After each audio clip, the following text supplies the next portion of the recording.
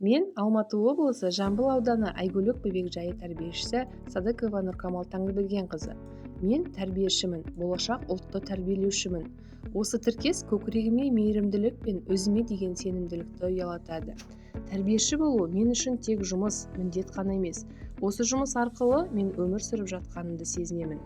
Әрбір ана баласымен бірге балалық шақты өткізгенде бақыт құшағына енеді. Ал мен болсам, балалық шаққа әр күн сайын енемін. Әр күні олардың сүйкімді жүздерімен, тәтті қылықтарын көргенде еріксіз күлімсіреймін.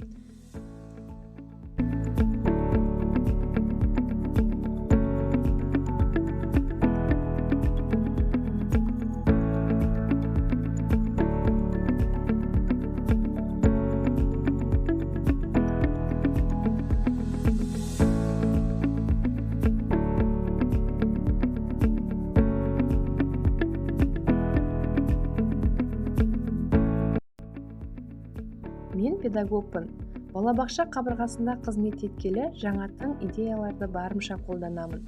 Білім беру саласын ізгілендірудің басты бағыттарының бірі белсенді оқыту түрлері мен әдістерін жетілдіру.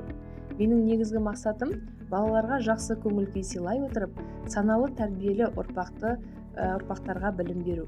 Өзімді әр оқу қызметі үстінде балаларға бағыт беруші, жол сілтеуші рөліне қоямын. Бұл балалардың өзіне деген сенімін арттырып, оқу қызметіне деген тұрақты зейін қалыптастыруға, қызығушылығын оятуға жағдай туғызады. Балалардың ана тілінде әдемі сөйлеп, өз ойын еркін жеткізуге баулу, танымдық, шығармашылық қабілеттерін дамыту тәрбиешінің басты мақсаттарының бірі. Қазіргі стандарттың талаптарына сай, балаларды ойната отырып, оның санасына білімді, қызықты есте сақтап қалатындай етіп, білім нәрімен сусындату да біздің талмай еңбек етуіміздің арқасында жүзеге асып келеді.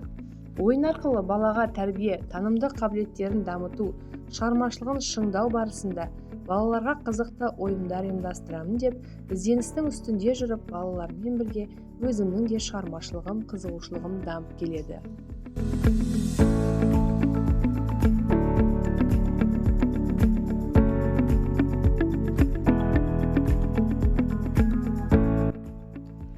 Серуен мектепке дейінгі мекемеде бала әрекетін ұйымдастырудағы режимдік сәттердің негізгі бөлігінің бірі. Серуеннің мақсаты бала денсаулығын нығайту, шаршаудың алдын алу, денесін шынықтыру, түрлі әрекеттер нәтижесінде организмде болған функционалдық өзгерістерді реттеп, қалыпқа келтіру. Балалардың танымдық құзыреттіліктерін меңгеруі, бақылау нәтижесі педагогтың қолданатын әдіс тәсілдерімен бақылауда ұйымдастыруына тікелей байланысты. Баланың жан-жақты дамуына оның қоршаған ортамен белсенді қарым-қатынасы негізінде қалыптасады.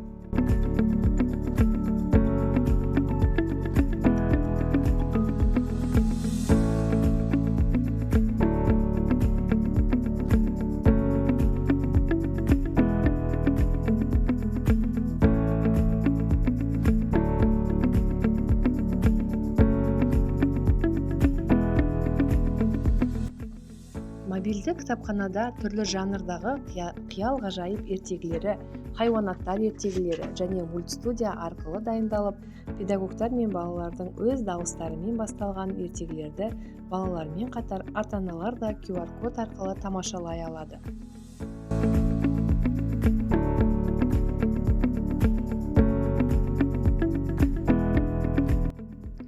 Балалар өздерін еркін сезініп, ізденіп, алдына қойылған мақсатқа жетуді ойлайды.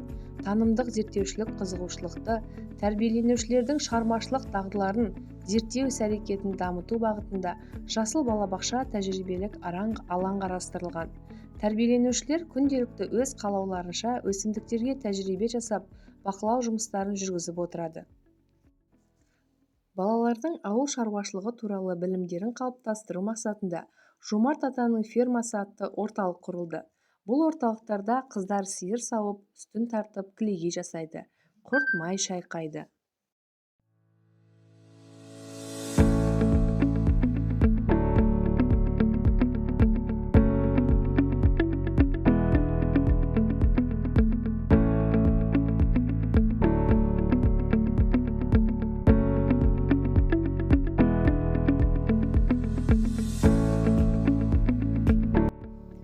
сән салоны, тігін ательесі, әйгілік мейрамханасы, жауқазын емханасы дамытушы орталықтарда бала танымдық шығармашылық іс-әрекетке белсене араласады.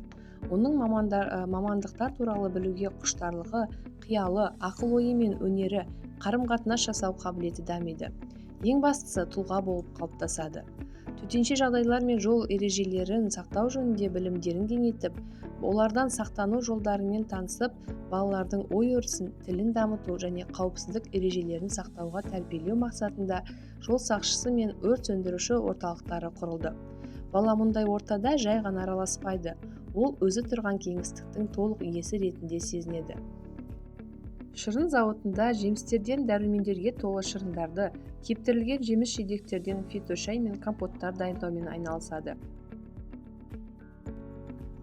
Өнер орталығында балалар өздерінің сезімдік, эмоциялық қасиеттері мен эстетикалық талғамдарын, бейнелеу дағдыларын дамытуға, шығармашылық қабілеттерін арттыруға мүмкіндік алады. Бүлдіршіндердің қолдарынан шыққан туындылар бөбекжай көрмесінде көрініс табады.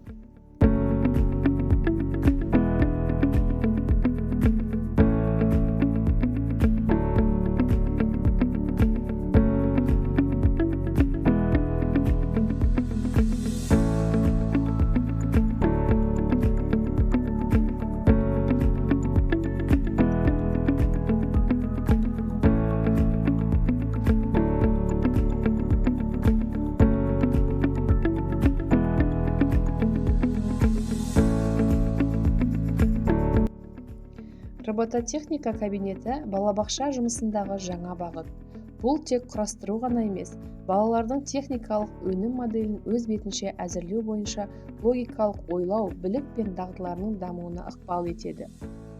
Қорыта айтқанда, өскелең ұрпақтың ұлттық құндылығымызды бойына сіңіре отырып, рухани бай, бәсекеге қабілетті, жан-жақты дамыған болашағы айқын болатыны хақ.